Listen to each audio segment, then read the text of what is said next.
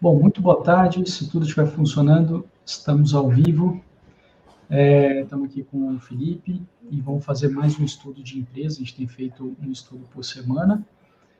E nessa semana a gente trouxe aí um papel um pouco diferente, né? Uma empresa de um setor que até então a gente não cobriu, né? Que é o setor de elétricas.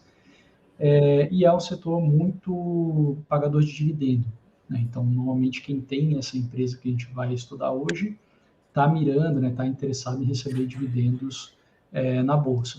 Tem questão de tributação de dividendo, né, que está rolando, então a gente vai falar um pouco disso. A gente vai comentar um pouquinho da análise de preço, né, então não é só porque paga dividendo que é interessante, né, a gente vai ver se o preço tá condizente, né, o que os analistas estão falando a respeito.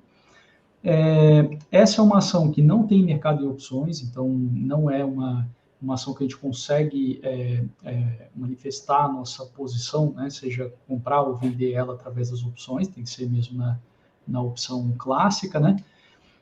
Mas, enfim, é uma alternativa aí que muita gente gosta, né? Muita gente fala a respeito, então vamos estudar, vamos aprofundar um pouquinho, que pode ser interessante comprar, vender ou aguardar, enfim, vamos que vamos, né? Felipe, obrigado de novo. Vamos lá. Ó, o Jorge já está aí. Ó. Boa tarde, Jorge. Que isso, Caio. Obrigado a você. Boa tarde, Jorge. Bom, o foco aqui hoje é a gente entender se vale a pena investir em empresas que distribuem dividendos, mesmo depois da taxação. Ainda está tramitando a reforma tributária, mas no último texto aprovado, a taxação está em torno de 15%, então até o momento é 15%. E o intuito aqui é a gente entender quais são os impactos desses 15% em determinadas empresas, se são todas as empresas que distribuem que vão ser impactadas, se não, e aquelas que não vão ser muito impactadas, o que elas têm de diferente das que estão caindo nos últimos meses por conta dessa reforma tributária, tá? Então, a gente vai responder algumas perguntas dessa que eu mencionei. Então, se a cotação delas vai cair 15%, conforme os dividendos também, se isso é uma oportunidade ou se não, se isso é o início de um declínio, e se são todas mesmo essas distribuidoras de dividendos que vão sofrer. A gente vai tentar responder isso hoje.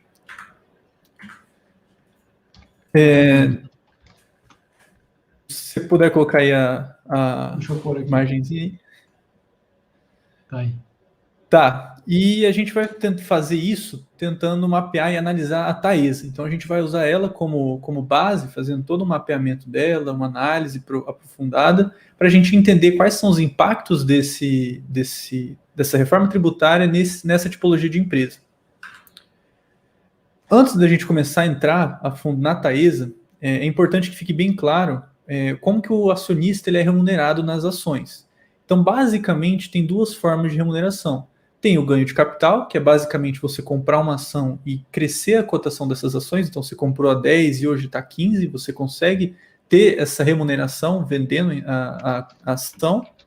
E a outra forma é por meio de proventos. O que seria proventos? É qualquer outra forma de bonificação que a empresa dá ao acionista, seja por meio dos dividendos, que é a distribuição dos lucros, seja por meio dos juros sobre capital próprio, que é algo parecido, mas ela consegue abater um pouco de imposto, é uma linha antes do lucro líquido. Tem a bonificação das ações, que é quando a empresa emite novas ações e transfere essas ações pro acionista. Aconteceu recentemente com a Sul América, faz uns 2 meses. E a recompra de ações, que aqui no Brasil ela ainda é muito, muito menos disseminada, mas lá fora é muito comum. Lá fora a taxação dos dividendos costuma ser bem alta, principalmente nos Estados Unidos, que é em torno de 30%, e lá é muito comum as empresas recomprarem as próprias ações, porque a empresa recomprando as próprias ações, aquela ação tende a valorizar e também diminui a quantidade de ações no mercado, fazendo com que, quanto menor a oferta, maior seria o preço. Então isso é bem interessante também. E a gente vai ver daqui a alguns anos, com a aprovação da reforma, que esse movimento de recompra de ações, aos poucos, ele vai substituindo o que antes a gente recebia muito em dividendos. Só um gancho, né? A gente viu que a Vale ontem, né, aprovou, não sei se você viu isso, Felipe, acho que R$ 6, R$ 8, um né? R$ 8, um Não, negócio 8 e assim pouco, nossa, de dividendo, né? Então a gente está muito acostumado mesmo com essa coisa assim de ou eu ganho via dividendo, né, ou eu ganho via valorização. Claro, isso ainda não ficou né, ainda não saiu do preço da Vale, mas a partir do momento que a gente não tiver mais direito a receber esse dividendo de R$ 8 na Vale, o preço da Vale vai começar a operar R$ 8 abaixo. Então, né, não tem assim, ela está pagando dividendo, então vou ter o crescimento do preço das ações e o dividendo. Não, não é assim, né? Se você vai ganhar um dividendo, vai cair do preço da ação. Né? Agora, essas outras classes, né, o JSP, juros sobre capital próprio, está morrendo, né, com a reforma tributária. Era uma jabuticaba, né, como diz o Paulo Guedes, era um negócio que realmente só existe aqui no Brasil. Bonificação de ações é muito semelhante, né, a dividendo e tudo mais. Recompra de ações é que é um negócio mesmo diferente. Lá nos Estados Unidos, né, como o Felipe falou, assim, fortíssimo isso, muito forte mesmo, principalmente desde a crise de 2008 para cá. E aqui no Brasil, com essa reforma tributária, a gente vai começar a ver cada vez mais isso, a empresa recomprando ações ao invés de pagar dividendo, né? Perfeito. E até destaquei aqui, os juros sobre capital próprio ele vai acabar morrendo, igual você falou, com a reforma. Os dividendos, para algumas empresas, acredito que vai diminuir significativamente, mas vai haver uma substituição pendendo para o lado da recompra. Então, é difícil a gente ver uma deterioração no preço, na cotação das ações, só por conta da taxação dos dividendos. Muito porque existem outras formas de remunerar o acionista que pouca gente fala. Então, é interessante a gente analisar de forma 360, né, ver outros lados para a gente entender melhor o que está acontecendo. Porque tem que lembrar que existe uma redução do imposto de renda para PJ.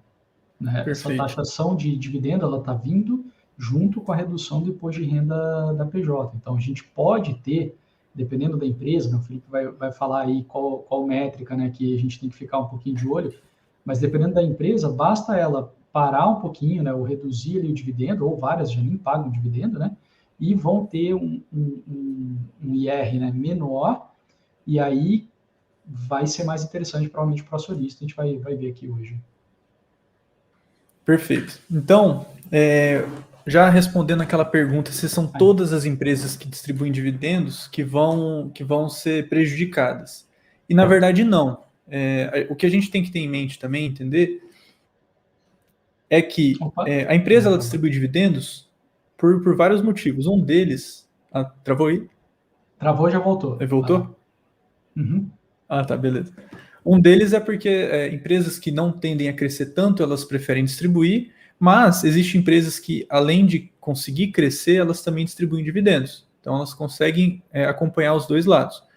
E um ponto interessante, que a gente fez um estudo, se a gente puxar as empresas que mais pagam dividendos e combinar elas com essas empresas que distribuem dividendos, junto com essas mesmas empresas, só que com retorno baixo, retorno sobre capital, você vai ver que esse tipo de empresa está sendo muito prejudicada. Então, uma empresa que ela distribui muito dividendo, se esse dividendo for taxado, ou seja, o acionista não vai ser muito bem remunerado, ela tem que tentar remunerar de outra forma. A outra forma seria ela investindo nela mesma. Só que esse tipo de empresa que tem o ROIC baixo, ela não consegue investir nela a ponto de remunerar muito bem o acionista. O que acaba acontecendo? Acaba deteriorando o valor da empresa. Então, empresas que têm o ROIC baixo e que distribuem dividendos estão sofrendo muito. Eu puxei aqui a lista dos top 4 ações que mais distribuem dividendos e também são as que menos têm ROIC, como elas estão caindo forte nos últimos 6 meses. Quais que são? É a CESP, né, que é a CESP3, é a Mitre, que é a MTRE3, a MRV3 também, e o Grupo Ultra.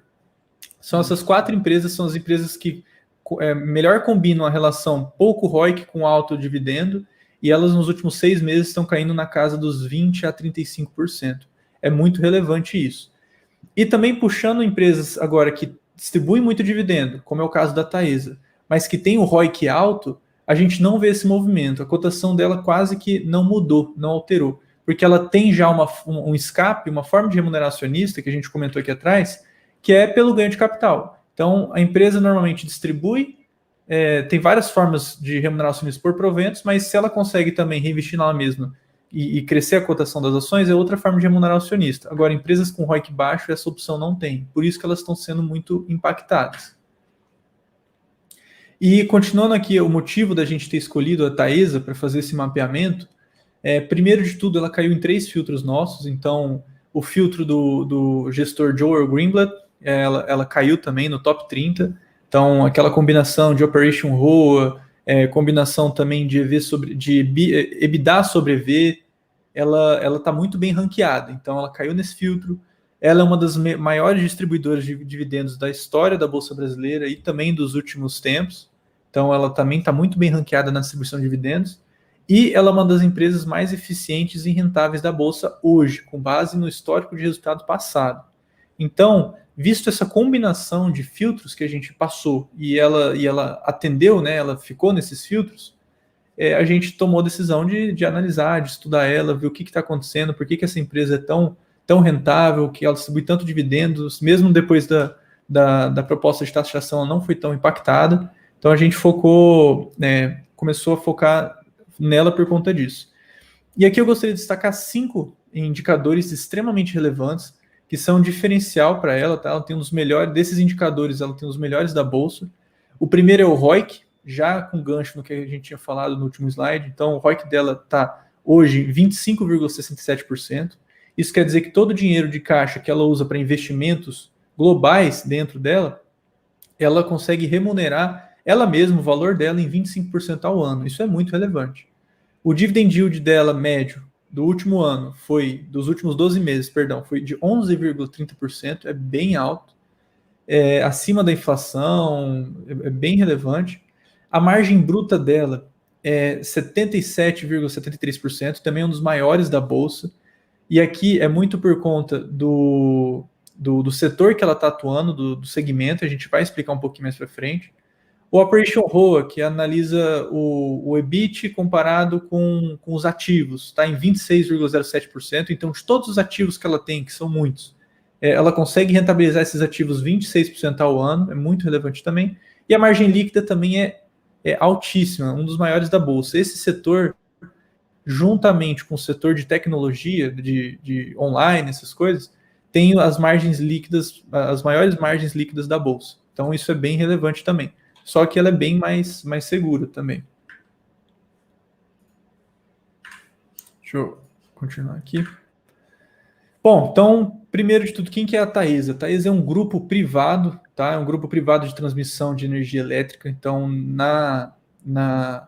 no segmento, né, no setor de energia elétrica, ela atua na transmissão. Para quem não sabe, tem 3 segmentos. Tem a geração, que são as hidrelétricas, as termoelétricas e outras usinas, que geram energia, produzem energia. Essa energia, ela é transmitida por meio de construções, né, de aquelas linhas de transmissão enormes. Então, já é o segundo setor, que é o setor de transmissão, até chegar nas distribuidoras, que é o que a gente conhece como Energisa e outras aí, não sei qual que é do seu estado. Então, existem esses 3 segmentos dentro do setor de energia elétrica. E a Taesa, ela atua no setor de transmissão. Então, basicamente, o que ela faz? Ela implementa, opera e faz a manutenção de instalações de transmissão de energia elétrica no Brasil. Então, é apenas isso que ela faz. Aí a gente vai dar uma olhada nas operações dela, a gente vai dar uma olhada na governança corporativa por cima, a gente vai entrar a fundo nos riscos e comparar esses riscos com outros segmentos, e a gente vai dar uma olhada nas projeções para ela, que é muito importante para o investidor. Bom, como eu já falei, ela é um grupo de transmissão privado, contudo, controlado por 2 empresas públicas, tá? Que é a ISA Brasil e a CEMIG. Ela presta serviços públicos de manutenção, operação e construção de instalações de transmissão de energia elétrica. E ela lucra, ela tem a receita por meio de contratos de concessão. Assim como uma barraquinha de cachorro-quente tem a receita vendendo o alimento, o cachorro-quente, para Taesa, ela consegue a receita por meio de licitações de concessões que ela adquire ao longo do tempo. E essas concessões estão em 3 categorias. As operações dela são bem simples e objetivas, são só esse tipo de produto, esse serviço que ela oferece. Então, e essas concessões elas são de 3 tipos, a categoria 1, 2 e 3. A 1, atualmente, ela não tem nenhuma, que são as concessões que elas participaram até 1999.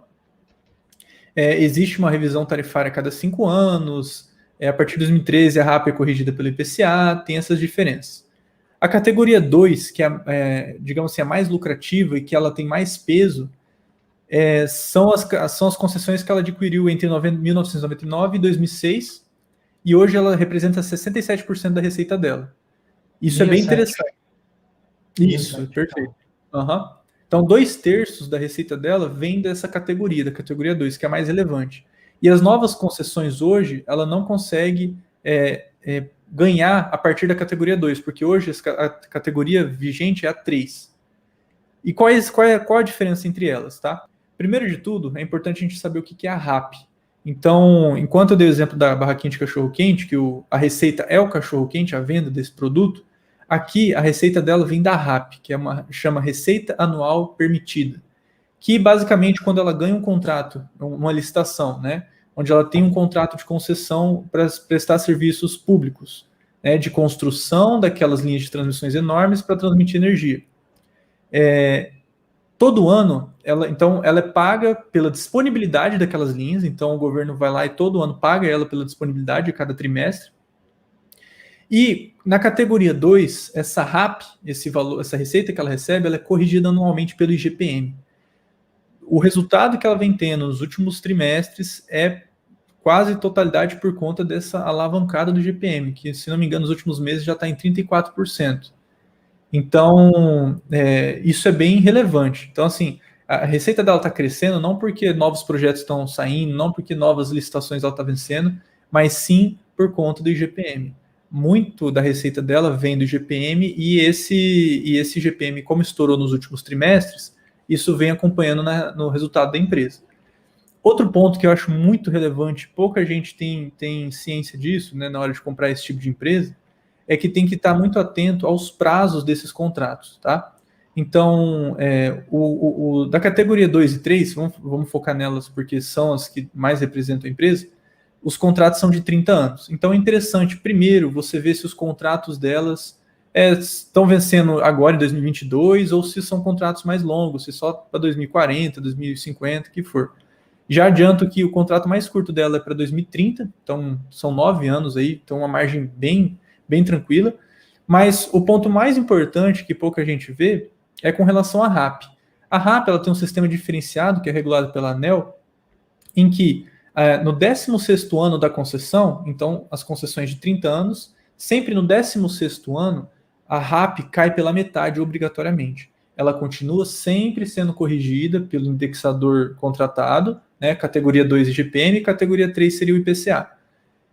Aí quando chega no 16º ano, essa RAP cai pela metade. Isso é muito relevante porque de 2020 para 2022 agora, várias concessões dela já estão caindo. 2020 foi a maior parte. Então, já estão caindo pela metade essa receita. Isso é bem relevante também. Então, às vezes a gente olha algumas empresas buscando sempre olhar o último trimestre, comparando sempre com o último trimestre. Aqui é interessante você sempre olhar o prazo da concessão, se o prazo dela é curto e se já chegou no 16º ano.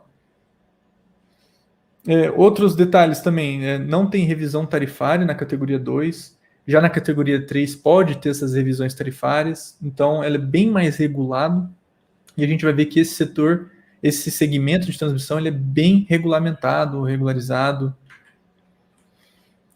Com relação à governança corporativa, tá? Deixa eu fazer uma pergunta, Felipe. Pode mandar. Você chegou a levantar as empresas que a Taesa controla ou não?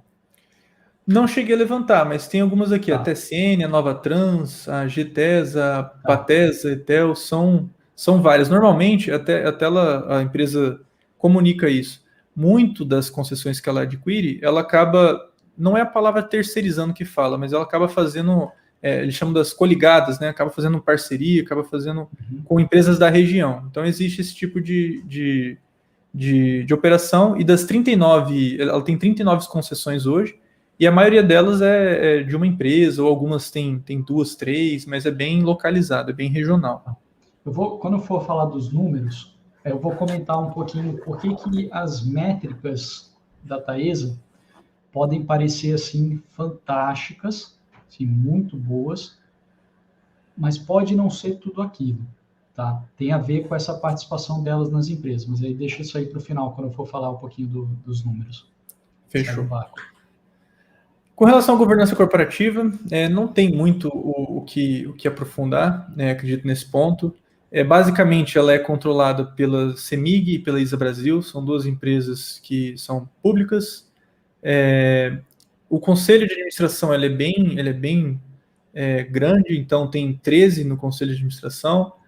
O CEO é o André Augusto Teles Moreira, o chairman é o Reinaldo Passanese Filho, e a empresa, historicamente, vem sendo bem administrada, vem sendo bem elogiada, e mais para frente acho que o Caio vai comentar também a questão da CEMIG ter o interesse de se desvincular da Taesa, mas a gente vai deixar isso para depois. Agora, com relação aos riscos, tá? Que essa parte é muito interessante.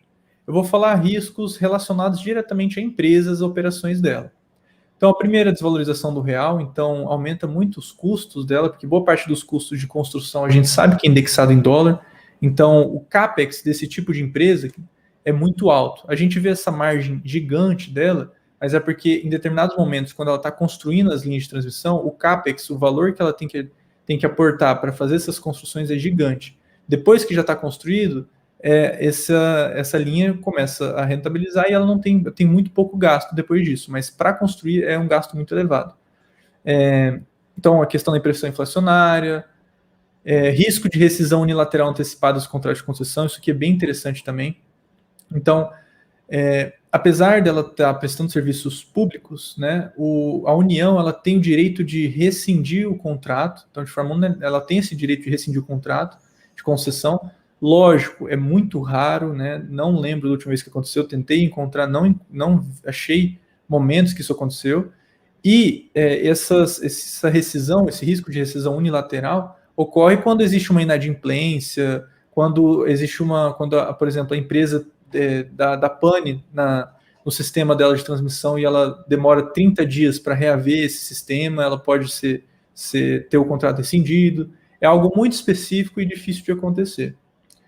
Existe uma instabilidade jurídica e regulatória muito alta também, o setor é altamente regulado, então a ANEEL pode extinguir os contratos de concessão da companhia, suas controladas e controladas em conjunto e coligadas, que é aquilo lá que a gente estava comentando, antes do vencimento dos prazos, mediante realização de procedimento administrativo. Então, quais são esses procedimentos? A não prestação de serviços de concessionária por mais de 30 dias consecutivos, que é o que eu comentei, decretação de falência ou dissolução das concessionárias, e se a ANEEL determinar que essa extinção, por quaisquer umas de suas concessões, seja motivada por interesse público. Então, se o governo falar que realmente não precisa mais, isso pode vir a acontecer também. Interferências climáticas, aqui é um ponto bem interessante, porque se a gente puxar algumas empresas de transmissão lá nos Estados Unidos, a gente vê muito esse risco, né? Porque lá tem furacões, lá tem outros interferências climáticas, né, que são bem relevantes e aqui a gente não tem. Então, apesar deles colocarem esse risco, aqui é muito baixo. Atraso nas obras, isso aqui é bem relevante também. Então, se falta insumo, falta material, se as empresas controladas dela não conseguirem construir a tempo, ela pode sofrer multas muito relevantes, muito grandes. Então, a partir do momento que ela ganha a licitação, ela tem um prazo de 60 meses para colocar toda essa linha de transmissão em pé, e se ela atrasa, isso gera uma multa muito relevante nos custos da empresa. Acidentes também, que acontece, que atrasa a obra, esse tipo de coisa. Restrição, esse tipo de empresa é bem interessante, ela tem restrição da autonomia e capacidade de contrair novos empréstimos, tá? A empresa não entrou em detalhes numéricos, né, no quanto, mas como esse tipo de empresa tem uma previsibilidade alta na receita, nos lucros, é de se esperar que eles possam se endividar muito mais. Só que isso não acontece. Normalmente a dívida desse tipo de empresa não passa dos 6 vezes o lucro. Tá? Hoje, se não me engano, a da Taesa está em 4 e pouco, mas ela está com o objetivo de se endividar mais. Mas ela tem restrição, ela não pode ser igual uma Suzano, aquelas empresas de papel Klabin que tem uma dívida, às vezes, de 20 vezes o EBITDA, esse tipo de coisa. Ela tem isso restringido pela ANEEL. Novamente, é um setor altamente regulado, altamente estrito, então é barreira de entrada também para novas empresas, mas também ele fica muito engessado num tipo de operação. Tanto que a gente não vê casos de empresas de transmissão valorizarem 50% no ano, dobrar de tamanho. Ela realmente segue uma linha crescente, mas devagar, e remunera muito melhor com os dividendos. Ela depende muito. Isso aqui é bem interessante e a gente vai entrar nas projeções e vai ver como isso está sendo um problema para a empresa. Ela depende muito de aquisições de novas concessões. Ela precisa adquirir novas concessões. Então, para ela continuar crescendo, para ela ter esse ROIC alto, continuar tendo esse ROIC alto, ela precisa adquirir novas concessões. E ela não dá garantia de que ela vai conseguir. Inclusive, nos últimos anos, vem diminuindo muito o número de licitações relacionadas à transmissão de energia. E também a gente viu que as novas concessões, os contratos, eles não são indexados de IPM, que é o mais interessante. Eles são indexados ao IPCA e tem, a cada 5 anos tem sempre uma revisional, tem sempre uma revisão tributária. Então, ainda tem esse problema de diminuição do número de licitações e tem esse problema das novas licitações oferecerem contratos não tão interessantes, não tão crescentes quanto dos últimos anos. Isso é um ponto muito importante para quem pensa no longo prazo, para quem pensa em investir nesse tipo de empresa. Outra questão que pouca gente fala, que é muito relevante, é saber, entender e conhecer que a RAP ela cai pela metade no 16º ano. Então, às vezes, a gente vê números, igual o Caio comentou, exorbitantes, maravilhosos, magníficos, só que a gente está no 15º ano, aí troca de ano num contrato de concessão que representa muito da receita dela, essa receita acaba caindo pela metade. Então, é muito importante estar atento aos prazos, tanto nos prazos totais de encerramento, quanto na metade do 16º ano. E aqui só uma observação com relação aos riscos relativos, né? Aqui eu quis comparar os riscos do segmento de transmissão de energia com os outros dois segmentos, que é que é geração e distribuição.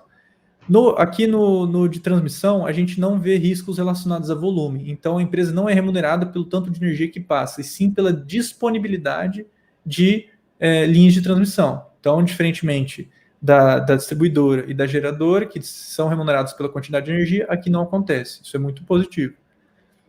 Aqui tem menor risco ambiental. Enquanto a gente vê as hidrelétricas tendo que fazer enormes barragens, mudança do rio, todo aquele impacto ambiental gigante, as distribuidoras também, construindo prédios enormes e aquelas linhas de transmissão dentro da cidade, aqui a gente vê pouquíssimo, porque as linhas de transmissão da Taesa, né, desse segmento, são bem menos agressivos, e as construções são bem menos invasivas. Baixo risco operacional, não tem complexidade nas operações, então ela não depende da chuva, como as hidrelétricas, ela não depende, às vezes, de uma região, do número de população, ou algo do tipo. O risco dela é muito simples, ela basicamente constrói, mantém as operações, mantém operando, né, as linhas de transmissão, e faz a manutenção ao longo do tempo. É muito simples esse modelo de negócios dela, é pouco complexo. E, por último, baixo risco da fonte de receita. Então, ela é garantida pelas concessões, então o governo que paga ela por meio das concessões, e ela não tem baixa inadimplência, diferentemente das geradoras, que depende do comércio, do livre comércio de energia, que compra e vende energia, e também das distribuidoras que vendem energia para o próprio consumidor final, pessoa física, que a gente sabe que faz gato, que às vezes atrasa, não paga, então ela não depende disso. Então, com relação aos riscos relativos, ela é bem mais tranquila que os outros dois segmentos de energia. E por fim aqui, com relação ao CAPEX e a RAP, tá? Acho que aqui o Caio vai falar também sobre aquela questão. O CAPEX dela é bem alto, então no 2020 ela entregou muitos projetos, né? Investiu em muitos projetos. Então, a projeção para 2020 era que ela gastasse em torno de 1 bi a 1 bi 100, ela acabou gastando 840 milhões, só que isso foi negativo porque houve um atraso de uma das concessões, por isso que ela acabou não gastando, isso foi empurrado para 2021. Então, 2021, ela vai gastar em torno de 310 a 350 milhões, muito em função de uma linha de transmissão. Em 2022, ela vai gastar muito pouco. Apesar disso parecer interessante, mas esse gasto que ela tem seria com novas linhas, e isso reflete também a questão das poucas licitações que ela está conseguindo vencer e participar. Isso está mostrando que ela não está conseguindo ganhar novos projetos, e isso provavelmente vai impactar o ROIC dela. Ela vai continuar distribuindo dividendo, ganhando bastante dinheiro, mas ao longo do tempo isso vai diminuindo, isso é ruim. Com relação à RAP, em 2020, o realizado foi 82 milhões, né? Em 2021, o projetado está para 190 milhões. Em 2022, está para cair quase pela metade, então ele volta nos 110 milhões. E mais ou menos essa é a projeção da empresa. Então, novamente, teve uma redução no número de licitações e as licitações hoje são de categoria 3, que é menos interessante do que a categoria 2, que é o que mais representa na receita dela. Você quer falar algo aí, Caio? Não, eu queria comentar que o que acontece, né? Os números dela, como ela tem as participações, nem todas as participações vão entrar na receita da empresa, tá? Então, isso é algo que a gente tem que ter na cabeça. Então, vou pegar aqui, ó, por exemplo, deixa eu compartilhar a minha tela para mostrar isso. Compartilhar a tela. Beleza. Tá. Então, aqui, ó, são os dados divulgados lá na CVM, tá? E aí a gente vê, por exemplo, ó, balanço consolidado, demonstração do resultado. Aí eu estou pegando aqui o último trimestre, tá? Então, no último trimestre, a Taesa teve uma receita de 904 milhões, que é o que está mostrando aqui, ó, 904 milhões, tá? Beleza. Desse número, a gente aí cai, né, tem alguns custos, né, tal, pessoal, material, etc, e pega e chega no resultado bruto. Nesse resultado bruto foi 770 milhões. Aí, como funciona um balanço normal de empresa? Né? Você tem a receita total, né, que são as vendas de produto, que é o que vai entrar aqui. Aí você tem esse tipo de despesa, né, com pessoas e tudo mais, né, funcionários, e aí você chega no resultado bruto. Aí você tem outras despesas, né, armazenamento de produto e tudo mais, e aí vai caindo e chega, vai ficando cada vez menos, né, até chegar no resultado líquido, no lucro líquido da empresa. Só que a gente vê que a Taesa, ela sai de um resultado bruto de 772 milhões e chega num resultado antes de pagamento de juros de financiamentos e impostos maior, ó, 1 bi e 15 milhões. Então, poxa, como assim, né? Ela teve um resultado bruto de 772 milhões. E aí, teoricamente, viriam despesas, mas aí aumentou para 1 bi e 15. É por causa dessa linha aqui, ó, resultado de equivalência patrimonial. Então, o que acontece? Quando uma empresa ela é dona de outra empresa, só que ela tem menos de 50% dessa outra empresa, a receita dessa outra empresa não entra nela aqui. Então, basicamente, esse resultado de equivalência patrimonial já está pegando, vamos dizer assim, lucros das outras empresas, tá? Lucros, ou poderia ser prejuízo, né? Então, a margem de resultado bruto, então a margem bruta, que a gente fala, né? Eu olharia com muito cuidado. Então, se a gente pegar, por exemplo, um site, que eu sei que muita gente usa, um site muito bom, Status Invest, ele vai mostrar aqui, ó, a mesma coisa que a gente está vendo ali na CVM, ó, receita de 904 milhões, né? Aqui vai estar tá aqui, ó, 904 milhões, deixa eu botar lado a lado. Porque o Status Invest ele vai puxar da CVM, que é onde foi divulgado o dado oficial, né? E aí ele vai mostrar aqui um lucro bruto, né, de 85%, tá? Até aqui ainda vai, né, lucro bruto. Agora, aí o EBITDA, 82%. Aí, de repente, o EBIT, né, salta para 112%. Então, como assim? É por causa da participação, né, que não está incluído aqui. Aí o lucro líquido fica também com uma margem gigantesca, né, 77%. Então, resumo da ópera, o que eu estou querendo dizer, né? A gente tem que tomar muito cuidado com esses números aqui, essas margens gigantes, né? Até algo que parece impossível de acontecer, né? Você ter uma margem de lucro maior do que a sua própria receita, né? Porque tem as outras empresas. Então, se a gente fosse fazer o correto, né? Seria, vamos dizer, se a gente fosse fazer um valuation, a gente pegaria os balanços dessas outras empresas, que ela é sócia, né? Para a gente conseguir colocar na receita aqui, conseguir colocar os custos, né? E chegar nos números de margem, tá? Mais factíveis. Então, isso eu acho legal comentar, porque muita gente não faz muito filtro, né? Vamos dizer assim, olha um site como esse que agrupa as coisas, né? E aí vai olhar aqui os dados da empresa, aí vai ver a margem, ó, margem bruta 77%, margem EBITDA 100%, tal, e vai falar, putz, empresa maravilhosa, tal, vou comprar. Calma, né? Não é assim, você tem que entender esses números aqui, né?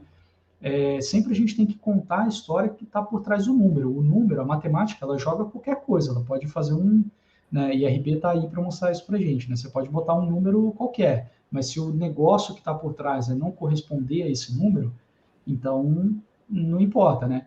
Então, assim, faz sentido uma distribuidora de energia ter uma margem bruta de 77%? O governo, ao fazer uma concessão, né, e abrir, né, e pagar isso aí para uma empresa, né, fornecer, fazer a transmissão, né, da energia de um ponto A para um ponto B, deixaria 77% de lucro bruto? Essa é a pergunta que a gente tem que fazer, tá? Eu arrisco a dizer que não, né? Mas a gente teria que fazer uma análise mais aprofundada para chegar no que seria a margem, vamos dizer assim, mais real ali que a empresa tem. Essa margem real, só comentando, cara, essa margem real que a gente busca é o que muito analista chega numa margem que eles falam de ajustado. Então, a margem seria essa margem real. A última vez que eu olhei, que faz uns 2 meses mais ou menos, a margem da Taesa está em torno de 40%, a margem bruta, e não 77%, está em torno de 40 e poucos por cento. Sempre tem que puxar o ajustado, principalmente por conta disso. Perfeito, muito legal. É isso aí. E a gente tem vários outros detalhes, né, de outras empresas, não é o que a gente está abordando aqui, mas se a gente pegar, por exemplo, uma empresa de shopping, aí a gente vai ver essa métrica aqui, ó, que é preço sobre valor patrimonial, né? A gente vai ver todas as empresas o valor de mercado costuma ser maior do que o valor patrimonial, que é o que eu sempre comento. Né? Imagina que você montou uma empresa, né, juntou alguns sócios, cada um botou um pouquinho de dinheiro, essa empresa está dando lucro, e de repente chega alguém querendo comprar. Você não vai vender pelo valor que os sócios compraram a empresa, que os sócios botaram dinheiro lá dentro, não faz sentido. Você vai vender já embutindo uma certa quantidade de lucros aí pelos próximos meses, provavelmente anos, né? Então você vai fazer a conta, não, eu vou lucrar tanto aqui por ano, então eu quero, me paga na frente aqui 5 anos de lucro meu, aí beleza, eu te entrego a empresa. Agora, não vou te entregar a empresa pelo valor que eu e os outros sócios colocamos na empresa, que seria o valor patrimonial. Então, em geral, o preço de mercado ele é acima do valor patrimonial. Mas se você for pegar uma empresa de shopping, de repente você vai ver o valor no mercado sendo negociado abaixo do valor patrimonial. Você fala, é uma super oportunidade? Não, porque a regra contábil de valor patrimonial para shopping é já a marcação a mercado, ou seja, pegar o valor que o shopping está valendo hoje, não o que os sócios pagaram lá atrás. Então, esse tipo de entendimento contábil, né, igual o que eu expliquei aqui da questão da participação, né, em outras empresas, é fundamental para você não fazer besteira na sua análise fundamentalista, tá? E criticar coisas, né, que o número vai te dar, né, tipo essa margem aí que o Felipe já falou, provavelmente é coisa de 40%. 40% seria uma margem que faz sentido para uma transmissão, na minha opinião, pelo risco que dá e também pelo que o governo pode conceder. Uma Petrobras, né, com petróleo alto como está agora, está com margem de lucro de 60 e pouco, né, margem de lucro bruta, né, e é um monopólio. Então, acima de 60%, você vê um negócio de 77%, você fala, cara, não é possível, só tem essa empresa que faz e o governo está dando, né, de mão beijada, muito dinheiro para ela. Então, essa é a primeira coisa que eu queria comentar, né, como a gente tem que criticar os números, né, e sempre dar uma pensada a respeito. A outra coisa é a importância do analista. Então, essa questão do RAP cair pela metade, né, essa quebra para entender direito a margem bruta e tal, quem faz esse tipo de trabalho, né, são os analistas. E aí tem, né, como toda profissão, né, tem analista bom e tem analista ruim. Se a gente pegar aqui o último relatório do Pactual, por exemplo, esse relatório ele é público, né, então posso mostrar aqui, tem algumas coisas interessantes sobre a Taesa. Então, a primeira coisa que acho que é importante é saber que a CEMIG, né, que é uma estatal, né, ela é dona, ela tem o controle, né, como o Felipe falou ali, né, ela é acionista controladora, uma das acionistas controladoras do grupo da Taesa. A CEMIG, ela é uma distribuidora e geradora, tá, né, dentro aí do que o Felipe falou, né, das três. Então, teoricamente, a CEMIG não faz transmissão, né, mas ela é dona da Taesa, que, por exemplo, faz transmissão. E a CEMIG está voltando para o core business dela, né, para o business principal, que é geração e distribuição, e está vendendo alguns ativos. Um desses ativos que todo mundo espera que a CEMIG vá vender é a Taesa. Só que e aí essa análise aqui do BTG, análise do analista, que é interessante a gente saber, é que existe um outro controlador, que o Felipe falou, que é a ISA, né? E a ISA, se a CEMIG vender a Taesa, a ISA tem direito de preferência, tá? De comprar a parte da CEMIG. E nesse caso, não dispara o tag along, que a gente fala para os minoritários, que seriam nós, né? Então, assim, pode acontecer, né, de ser negociado aí as ações da Taesa por um preço provavelmente não muito acima do que está agora no mercado. Até o próprio BTG fala isso, ó, ficaremos surpresos em vê-la sendo vendida com um prêmio enorme, tá? Então provavelmente seria um prêmio pequeno do que está no mercado. Isso que aqui a ação estava mais cara na época do relatório, tá? R$40, agora está 36, né? Mas pode ser que esse prêmio aqui, mesmo não sendo um prêmio tão grande, você, minoritário, acionista, não leve esse prêmio, não ganhe isso, tá? Então é um negócio super chato, né? A gente vai lá, compra a ação, aí a CEMIG resolve vender, a ISA exerce o direito dela, compra lá, vamos dizer, por R$42 a ação, e você continua lá com a sua ação a R$36 e não vê o dinheiro, né? Não vê essa venda a 42. É um negócio muito chato, né? Ou vai ver parte, enfim, não sei como seria exatamente, mas o fato é que poderia não ganhar essa totalidade aí de prêmio com essa venda. Então, é um negócio complicado. Outra coisa que o analista faz, e a gente, assim, é totalmente mérito deles, é um trabalho, vamos dizer assim, não é um trabalho tão difícil, mas é um trabalho técnico, que é mapear todos os projetos, no caso aqui que a Taesa tem, ver a receita que ela vai ter, né, durante todos esses anos, e trazer isso a valor presente. Aí eles chegam aqui, ó, numa TIR é taxa interna de retorno, ou seja, comprando pelo preço hoje, no caso a ação estava R$40, a taxa de retorno, né, com todos os fluxos esperados, seria aí na faixa de 2,64% real, tá? Isso aí normalmente é ao ano, né? E real, ou seja, acima da inflação.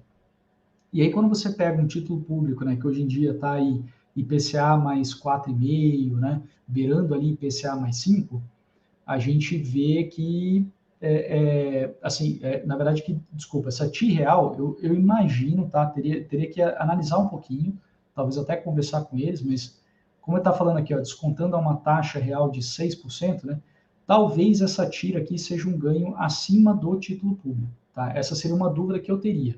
Será que isso aqui está acima do título público ou está simplesmente acima da inflação? Se for acima da inflação, está muito ruim, assim, na minha opinião, tá? Isso aqui, lembrando sempre, não é recomendação, né? Não compra, nem venda, nem faça nada, é só, assim, a nossa opinião, tá?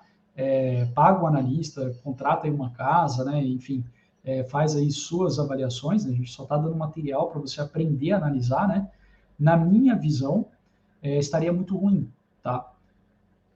Eu arrisco a dizer até que esse é o caso. Por quê? O BTG tem um preço-alvo de R$32, com a ação a R$40, tá?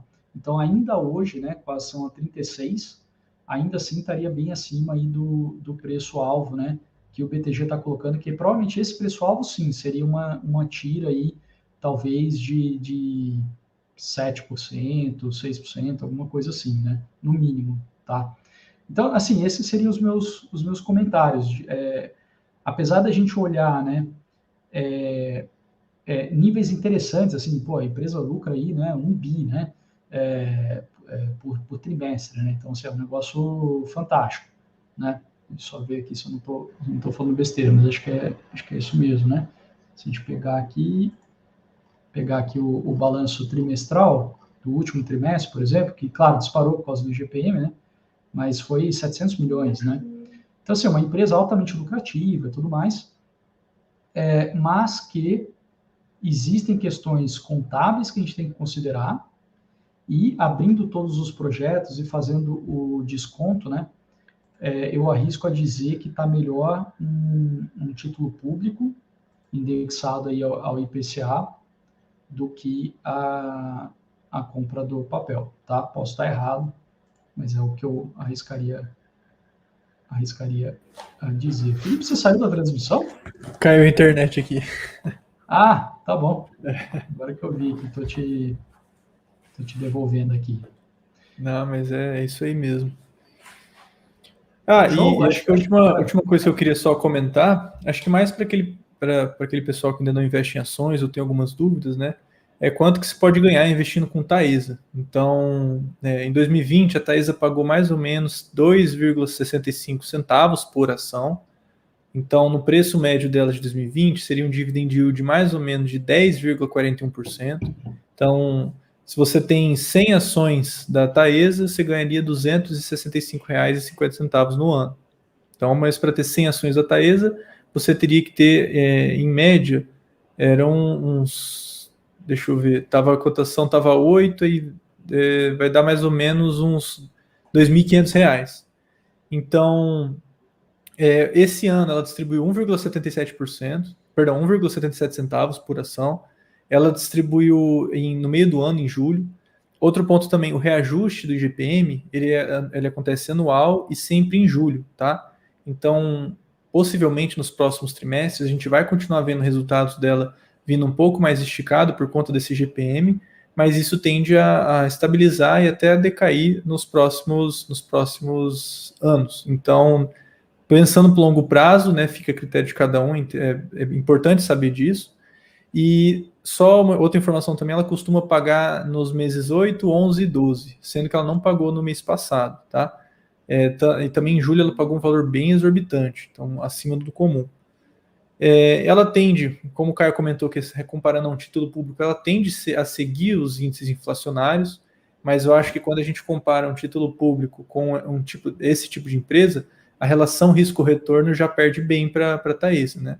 Uma coisa é você comprar um título público do governo, né, indexado, lá contratado. Outra coisa é você participar de uma empresa, de uma ação na bolsa, tudo enquanto a volatilidade é bem maior. Então, a relação risco-retorno, apesar do retorno real líquido às vezes está próximo, mas o risco já é muito diferente. Então, acho que a relação risco-retorno do título hoje está mais interessante. E é uma empresa interessante, né? Porque até o momento ela conseguiu muito bem combinar ganho de capital com distribuição de dividendos. Então, isso é muito interessante. O acionista que já está em uns 3, 4, 5 anos foi muito bem remunerado por ela.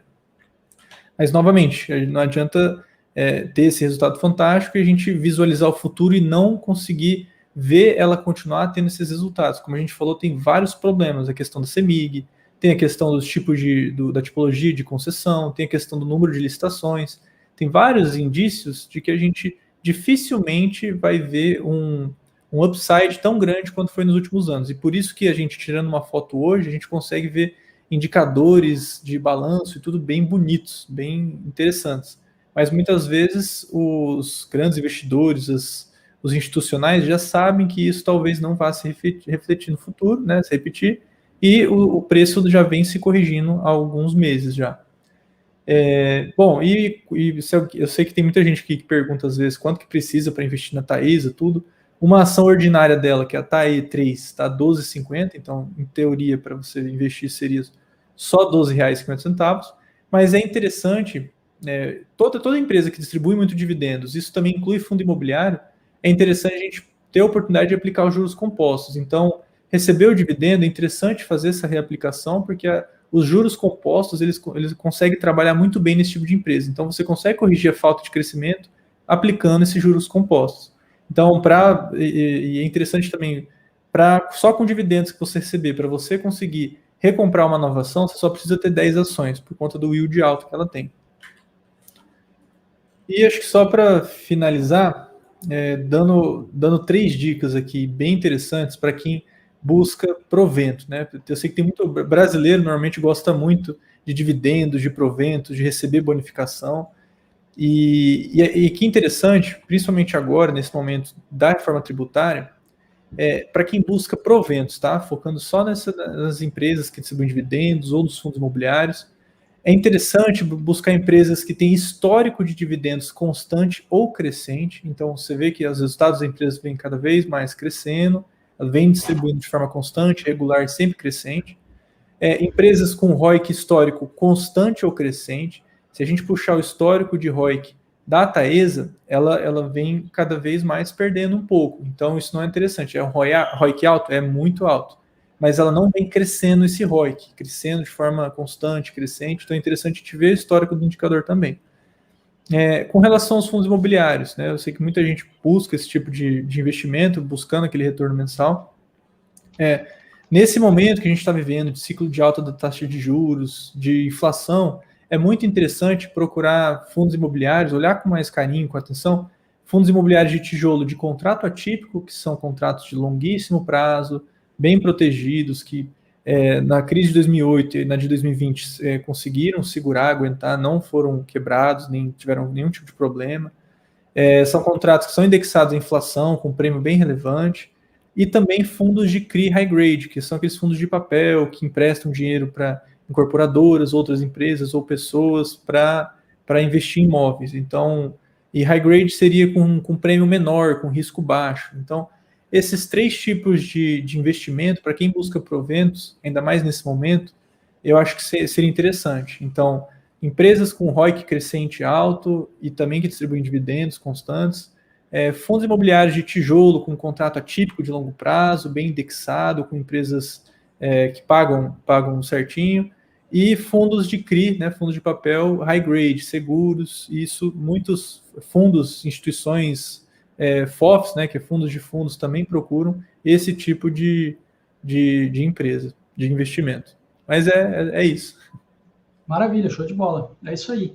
Acho que hoje o recado né, dividendo é bom, dividendo é legal, mas não é só porque paga dividendo que é bom, né? Tem que dar uma analisada e não se esquecer de olhar para o futuro e não para o passado. Então, uma empresa que hoje paga muito dividendo, pode ser porque o negócio dela é muito bom, está crescendo, ela consegue investir nela e pagar dividendo, ou pode ser, como provavelmente foi o caso que a gente analisou hoje, né? Ela investiu muito bem, ela fez alguns projetos muito bons, inclusive indexou, né, contratos ao IGPM que foi muito bem, e por isso pagou muito dividendo. Não necessariamente a gente tem essa continuação para o futuro, né? Então, é isso. Espero que tenha ajudado aí você a conseguir entender o caminho para você separar o que é o bom dividendo do que é o dividendo ruim, né?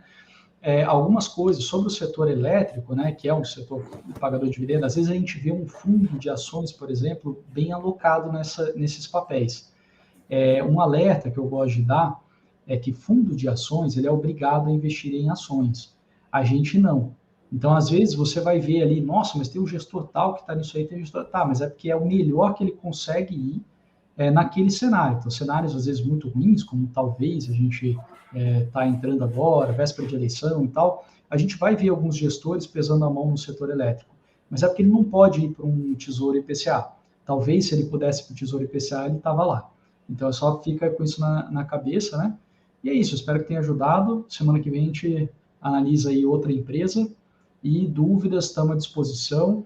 Quem não está lá no grupo do Telegram, entra lá, é uma maneira de falar com a gente, ou então pode mandar e-mail, contato@caiomatias.com. E é isso, deixa um comentário e a gente vai conversando. É isso aí. Obrigado, Felipe. Boa tarde a todo mundo. Obrigado, pessoal. Boa tarde. Valeu, Caio. Falou.